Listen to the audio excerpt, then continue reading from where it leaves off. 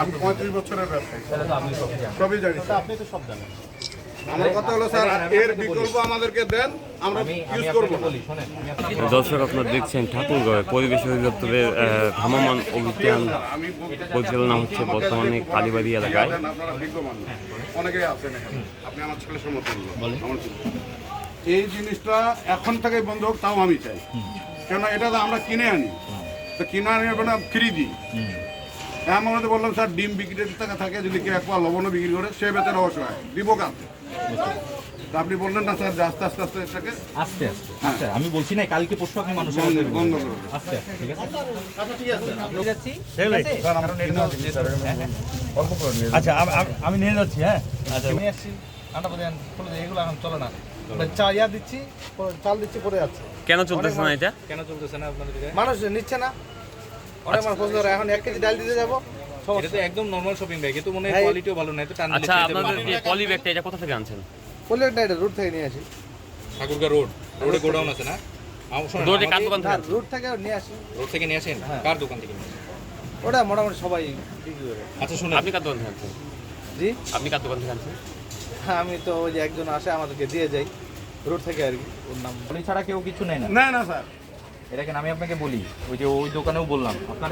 পৃথিবীতে আছেন এই 3 বছর। না না শোনেন, আমি আসবেন না আপনারাই, শোনেন আমি বলি, দেশ আপনাদের হাতে। আপনাদের এই যে দোকান মালিক যারা আছেন, আপনারা সবাই মিলে একটু আলোচনা করেন যে সরকার তো এটা নিষেধ করছে, আবার পাবলিক নিতে চাচ্ছে আমরা না। যেখান থেকে একটা একটু মেন আসে স্যার, আমরা এখানে মিথ্যে বলে কোনো আশ্রয় নেই। আপনারা খোঁজ বাইর করতেই পারবেন, ওদের স্থায়ী আছে, উমুক আছে, তুমুক আছে, কি আছে না আছে। আমরা কিন্তু শোনেন, আমরা কি ওই যাদের কাছ থেকে এই যে পলিগুলো আসতেছে না, এখানেও কিন্তু অভিযান থাকবে। ওটাই বলতেছি। ওখানে কিন্তু আরো বড়, মানে বলছেন না, ওদের কিন্তু জেল হবে। কিন্তু আমি তো বললাম যে আপনি যেটা করছেন আমি একদম মাথা বাতে নিচ্ছি, কিন্তু আমি বলেন আপনাকে দেখাইতে পারছি ঠোঙ্গা আমি আপনাকে ব্যাগ দেখাইতে পারছি স্যার। শোনেন, আমি আপনাকে বলি যেটা হচ্ছে, আমরা কিন্তু সব দোকানে যাবো চাচা, যতগুলোই সম্ভব আমাদের পক্ষে। আমরা সব কোনো জায়গায় ঘুষ যাবো দেননি বলে আজকে আমি চাকরি পাইনি। আমি বিকম, আপনার 85 সালের বিকম। এটা কোনো সমস্যা না চাচা, সব দোকানে আমাকে এখন একটা পিওনের চাকরি দেন, আমি অল লাইটে এক্ষণে ফেলাই দিব, আগুন লাগাই দিব। একটা পিওনের চাকরি দেন আমাকে, যে চা বানায় আমাদেরকে খাওয়ায়। আমরা কি করবো? রোজগারও করতে পারবো না, আপনাদের ইয়েতেও থাকতে পারবো না, তাহলে আমরা কোথায় যাবো? আপনার কি রোজগারে কোনো সমস্যা হচ্ছে? পলিথিন না রাখলে তো আমার কেউ বিক্রি করতে দিবে, নিবে নাকি মাল নিবে? আপনি একটু চেষ্টাও করবেন না? চেষ্টা তো অবশ্যই করবো, আমি আপনার কথাটা শুনছি। আমি শুধু এইটুকুই অনুরোধ করি, আমি তোমার উপর কোনো অভিযোগ নেই বাবা, তুমি ঠিক আছে, একজন চাচা, ভালো ফার্স্ট থাকবেন। Officer, registered. বন্ধ হয়ে গেছে।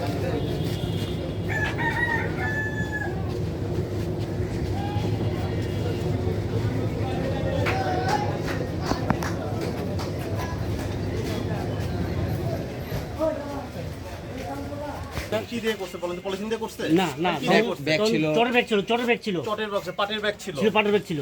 আর কি ছিল বলেন তো ওই সময়? না। ডালি করে মানুষ বাজার করে নেই, করছে। মাথায় ডালি নিয়ে তো বাজার করছে। হ্যাঁ ঢালি নিয়ে ব্যবহার করছে। তাহলে আমরা ওই সময় চলছে, আমরা চালাইতে পারছি, এখন কেন পারছি না?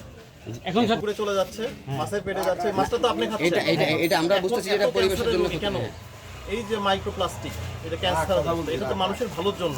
আলটিমেটলি যেটা আমি ফেলে দিয়েছি সেটা তো ঘুরে আমার পেটে আসতেছে, এখন। তাই না? মাইক্রোপ্লাস্টিক পেটে আসতেছে। স্যার আমি বলতে চাচ্ছিলাম যে যেরকম গিয়ে যে আমাদের আমরা এখান থেকে ছোটখাটো বের ছোট। হয়ে আসতে হবে। আপনি কি একমত? জি, অবশ্যই। আপনার দোকানে পলিথিন থাকবে, এখানে কি বের হয়ে আসতে হবে? আমরা কি এখন ঢুকে ঢুকে সবাই মরে যাবো এভাবে? না না তা তো না, এটার সাথে আমরা সবাই একমত, কিন্তু এটা নদীর তল দেশ পুকুর, কোথায় পলিথিন নাই বলেন? নিচে খোঁড়েন সব পলিথিন, এগুলো কি পচে ভাই? বলেন পচে? একটা কাগজ পচতে কয় বছর লাগে, আর একটা পলিথিন পচতে কয় বছর লাগে? দীর্ঘদিন 30-40 বছর 50 বছর একটা পলিথিন পচে। যেরকম আর কি স্যার বলতে চাচ্ছিলাম যে যেরকম ফুটচা। জি জি।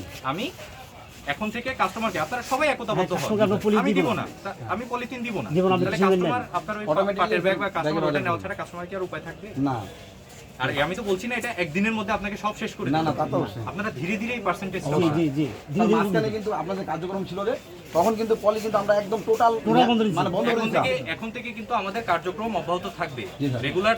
সতর্কতামূলকভাবে আপনাকে জাস্ট 500 টাকা জরিমানা করা হচ্ছে, যাতে এরপর থেকে এই জিনিসটা, এই যে আপনারা আমাদের কাছে প্রতিজ্ঞাবদ্ধ হইলেন এবং আমরা রেগুলার অভিযানে আসবো, এটা যাতে ধীরে ধীরে এই জিনিসটা অব্যাহত থাকে। বুঝতে পারছেন?